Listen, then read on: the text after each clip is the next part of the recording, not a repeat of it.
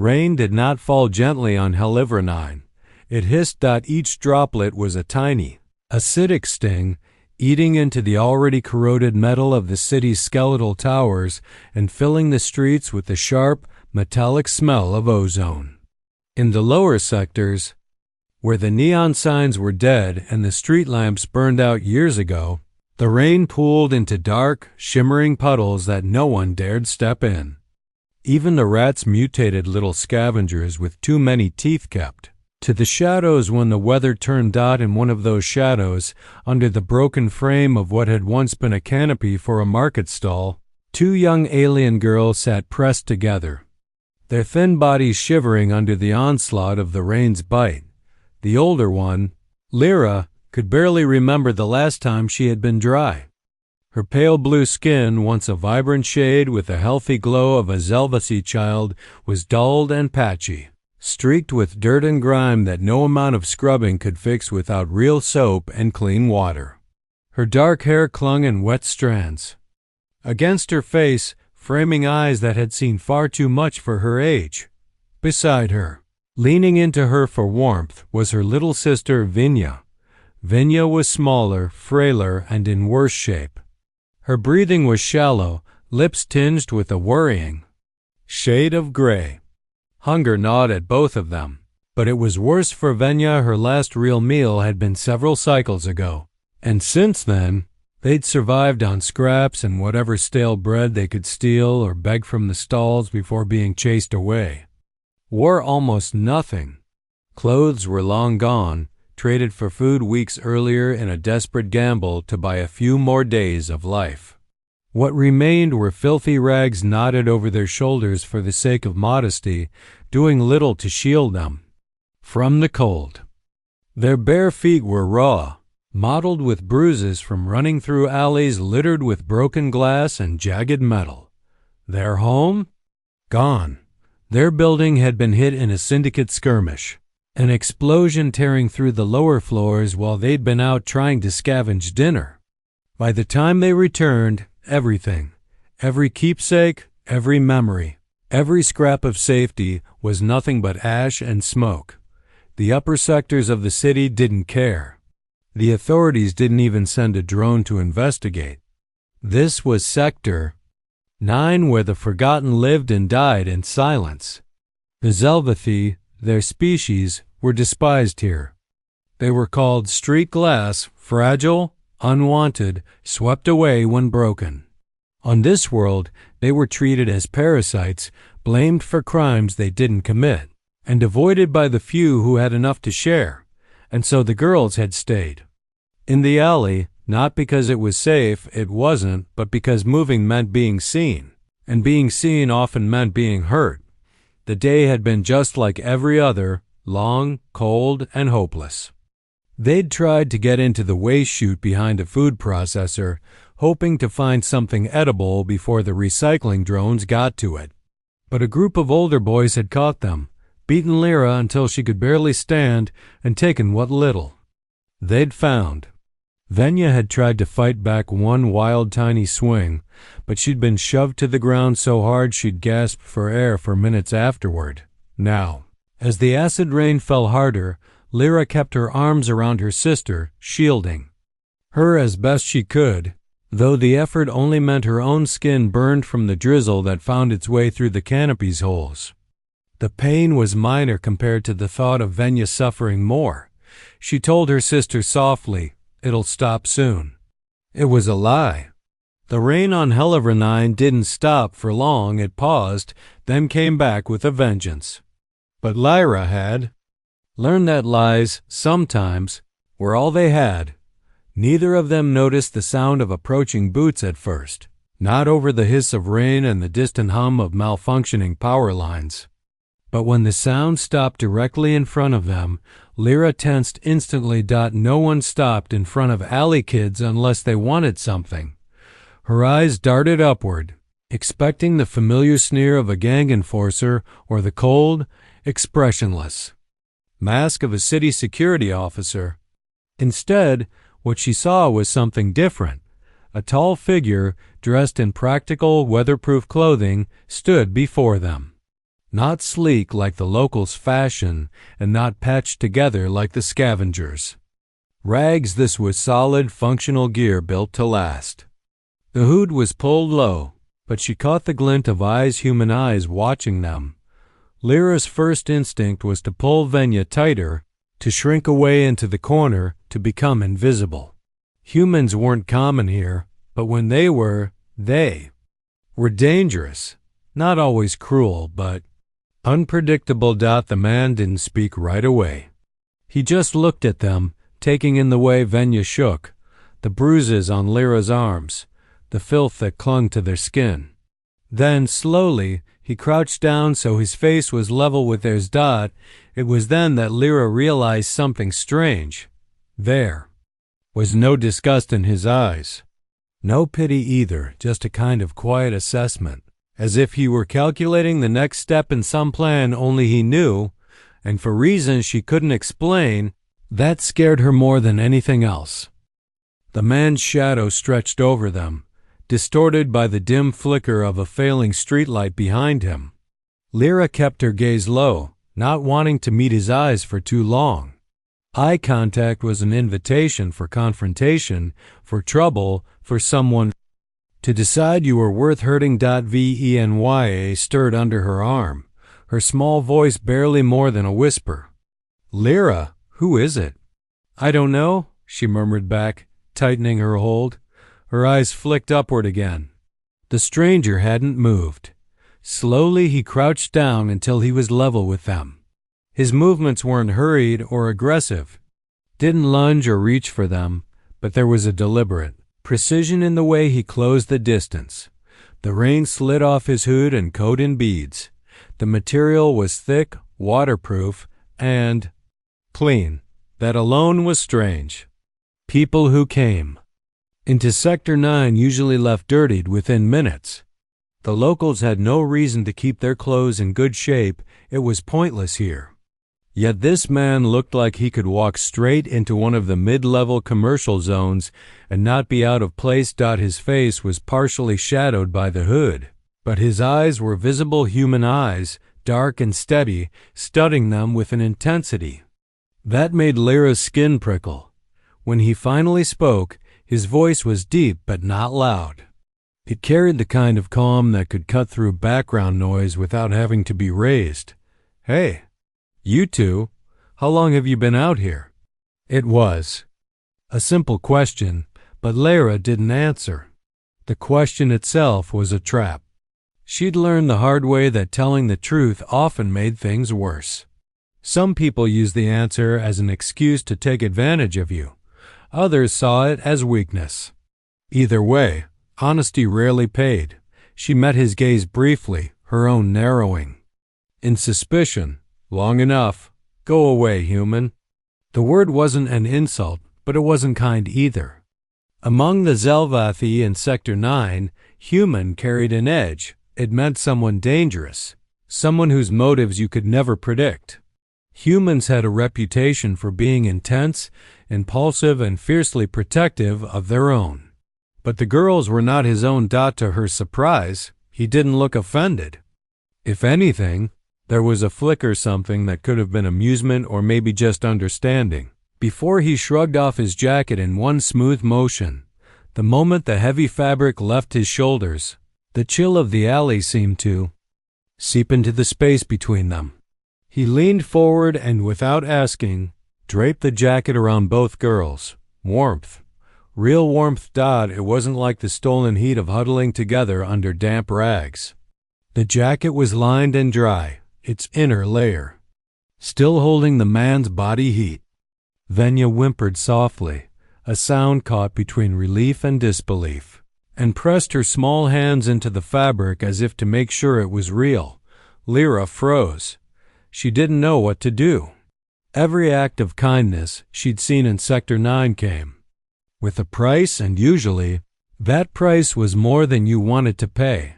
The man remained crouched in front of them, his eyes never leaving theirs. Name's Mason, he said simply. I'm not here to hurt you. He said it in a way that suggested he knew they wouldn't believe him. Lyra's mind spun. Why would he give them his name? Nobody did that here, not unless they wanted something. People guarded their identities. They used nicknames, fake cal signs, anything to avoid leaving a trail. She wanted to shove the jacket back at him, to refuse whatever bargain he was about to propose. But Venya's tiny fingers had already wrapped around the edge of it, holding on like it was the only solid thing left in the world. They waited for his demand. Credits, labor, information. That was how it worked. You gave something. They gave. Something. But Mason didn't ask. He just looked at Venya for a long moment, his jaw tightening when he noticed how her lips trembled even under the jacket. Then he shifted his gaze back to Lyra. "You've been surviving out here," he said. "That's not living. That's waiting to die." The words hit harder than she expected. She opened her mouth to snap back, but no sound came out. He wasn't wrong. Then, after what felt like an eternity, he said the words that would change. "Everything. Both of you," he said, his voice firm but gentle. "Come home." Lyra blinked, certain she'd misheard. Home? They didn't have a home. Not anymore. And strangers didn't just give you one. The rain kept hissing against the pavement. Somewhere down the street, an argument broke out, voices rising into threats. But here, in the narrow space between them, there was only the human's quiet, unwavering offer. Not when he said, "Come home," not when he stood and extended his hand, and certainly not when he led them out of the alley. On Helivranine, words like that were hollow, often bait meant to lure you into something worse than the streets. But Venya had taken the man's hand without hesitation. Lyra didn't have the strength to pull her sister back, not when those tiny, trembling fingers wrapped around his much larger ones as if they'd found an anchor in a storm. So Lyra followed, every muscle tense, ready to run if things turned bad. The city around them was the same maze of rust and neon. It had always been ramshackle stalls bolted onto the sides of decaying buildings, narrow streets that smelled of oil and waste, alleys filled with the hiss of rain and the hum of faulty generators. They passed faces she recognized, merchants who would never give them food without a bribe, scavengers who would trade in flesh if the price was right, and syndicate lookouts who watched everything but helped no one. Yet, strangely, no one stopped them. Maybe it was the way the human walked steady, unflinching, as if he belonged here despite being so obviously out of place. Maybe it was the faint bulge under his coat that suggested a concealed weapon. Whatever it was, the usual predators kept their distance. His home wasn't far. It turned out to be a converted cargo unit on the very edge of Sector 9, tucked between an abandoned warehouse and the skeletal remains of a transit station. The exterior was unremarkable scarred metal, a single reinforced door, but when he keyed it open and ushered them inside, Lyra froze in the doorway. Warmth. The air smelled faintly of spice and clean cloth, a stark contrast to the chemical bite of the streets. The interior had been stripped and rebuilt with a human sense of order, a small kitchenette, a table with two mismatched chairs, a storage trunk against the wall, and most unbelievably two narrow beds tucked into a corner with blankets folded neatly on top. Venyu made a small, odd noise and drifted toward the beds like a moth to light. Mason, he'd said his name was. Mason closed the door and shrugged off what remained of his outer layers. Without the hood, his features were clearer, dark hair cropped short, lines at the corners of his eyes hinting at a man who'd seen more than his share of hard years, and a gaze that was steady without being cold. He didn't rush them, didn't bark orders or tell them to make themselves useful. Instead, he moved to the kitchenette and started unpacking a small crate of supplies he must have been carrying earlier. The smell hit Lyra first, rich, savory, something she couldn't name, but that made her stomach clench in painful longing. He worked in silence, pouring water into a pot, adding dried vegetables, some kind of grain, and a generous chunk of meat. The small flame from the cook unit flickered warmly against the metal walls. Lyra didn't trust it. Not yet. She stood near the door, ready to bolt, her eyes scanning for any sign this was a trap. Venya had no such reservations. She sat cross-legged on one of the beds, clutching a blanket in both hands, her eyes following Mason's every move like a starving animal. Watching someone prepare food. When the stew was done, Mason ladled it into 2 battered bowls and set them on the table. "Eat," he said simply. Lyra hesitated, but Venya didn't. She slid off the bed, approached the table, and took a cautious sip. The first mouthful made her eyes widen. The second made her sob. Lyra's chest tightened. Hunger won over suspicion. And she took the other bowl. The heat of the stew burned her tongue, but she didn't care. Each bite was a shock to her system flavor, warmth, the feeling of something solid in her stomach after days of emptiness. When they finished, Mason didn't press them with questions.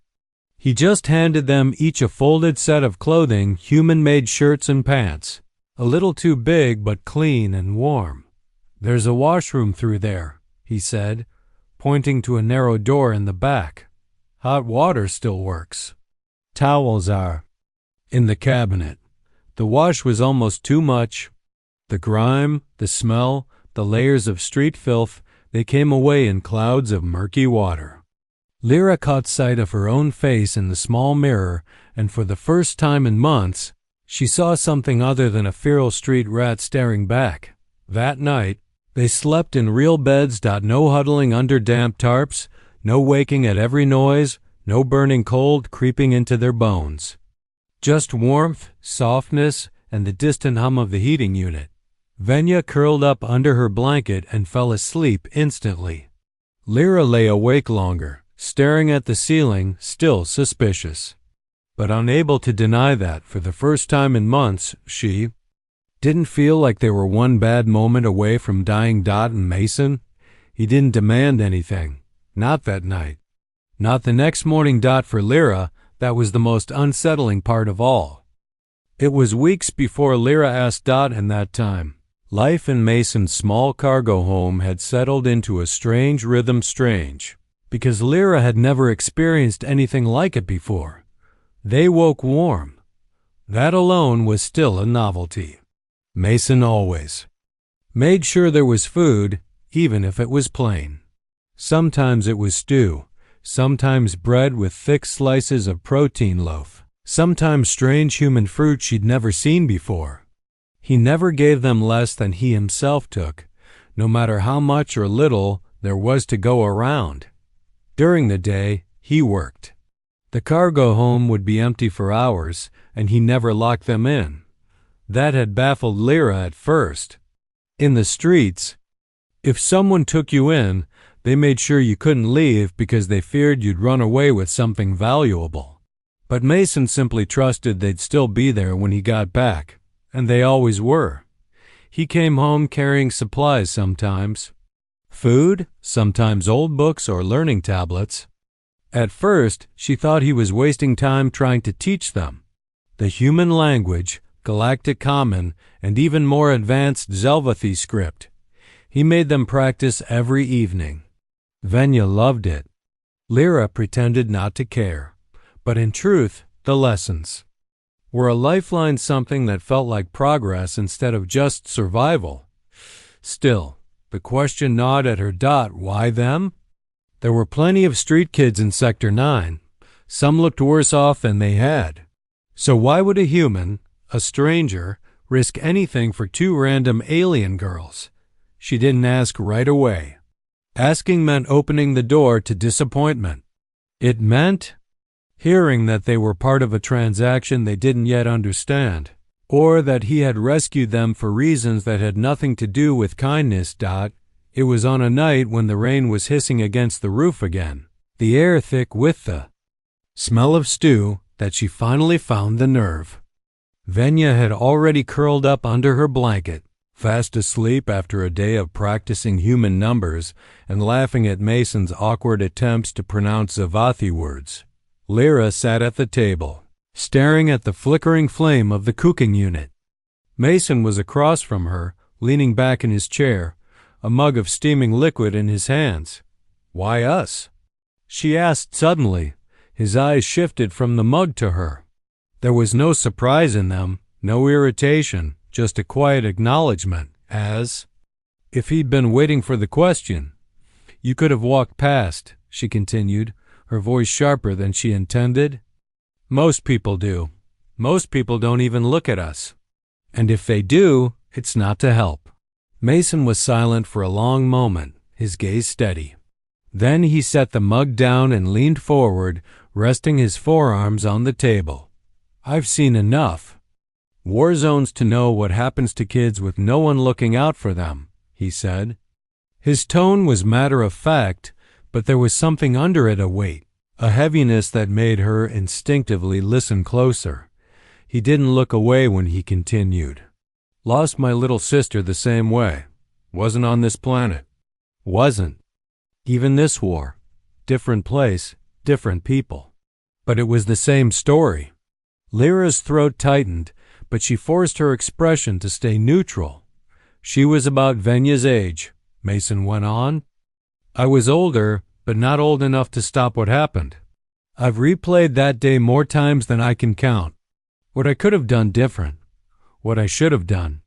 But it doesn't change the fact that she's gone." The room felt smaller. Somehow, the quiet heavier. "I can't fix the past," Mason said finally, "but I can damn well make sure I don't stand by and watch it happen again. Not if I can do something about it." Lyra searched his face for any hint of a lie, any flicker of calculation. She didn't find one. "I'm not your father," he added. "I'm not your savior. I'm just someone who can give you a place to stand while you figure out the rest of your life. And if I can keep you from ending up as another casualty in some forgotten alley, then that's worth whatever trouble comes with it." For a long moment, neither of them spoke. The rain's hiss outside filled the silence. Venya's soft voice broke it. She had been awake after all, her eyes peeking. Out from under her blanket, we don't have anywhere else to go. Sector 9 was a place where good news didn't spread because good news didn't happen.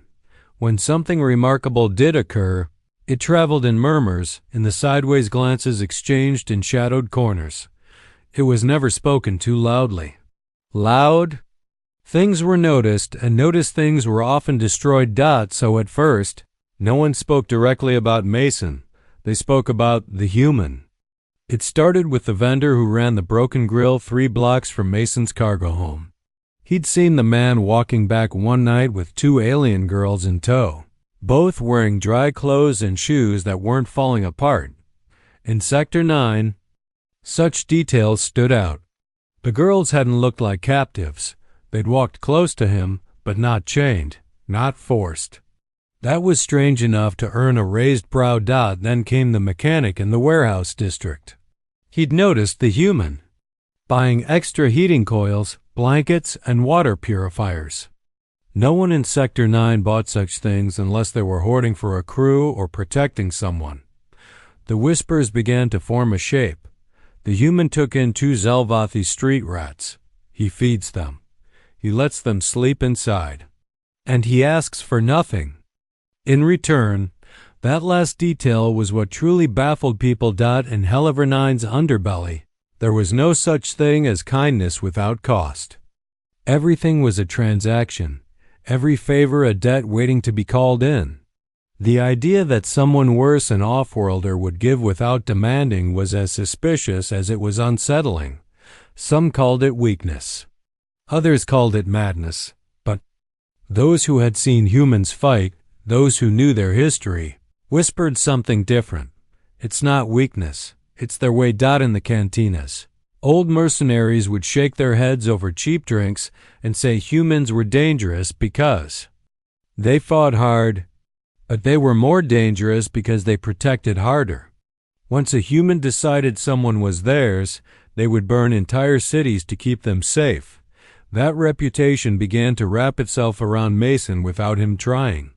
For Lyra and Venya, life had changed in ways they hadn't imagined possible. Weeks turned into months. The deep hollows in their cheeks filled out. The constant flinch at sudden noises slowly faded. Venya laughed often now, her voice bright and quick, while Lyra's own laughter still came rarely. When it did, it was soft, unguarded, and startling even to her. They still bore scars. Some were visible thin white lines on their arms and legs, the marks of old injuries. Others were buried deeper. In the reflexive way they still checked the locks before bed or scanned the street before stepping outside.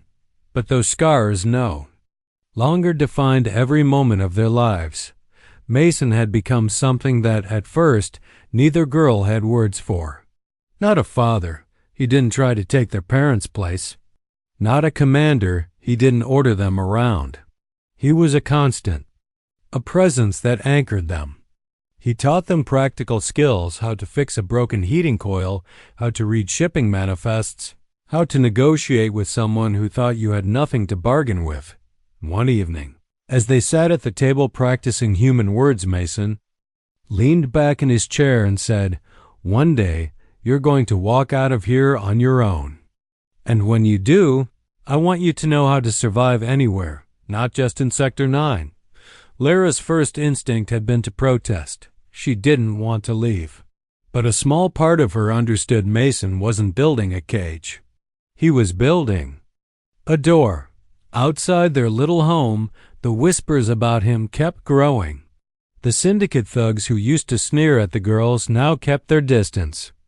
A few muttered that it wasn't worth crossing a human willing to take in strays, because if he'd fight for them, he might fight anyone. And in time, the whispers became part of a larger story. To some, Mason was just a man doing an odd, foolish thing. To others, he was a reminder of something dangerous about humanity. They could see worth where others saw waste.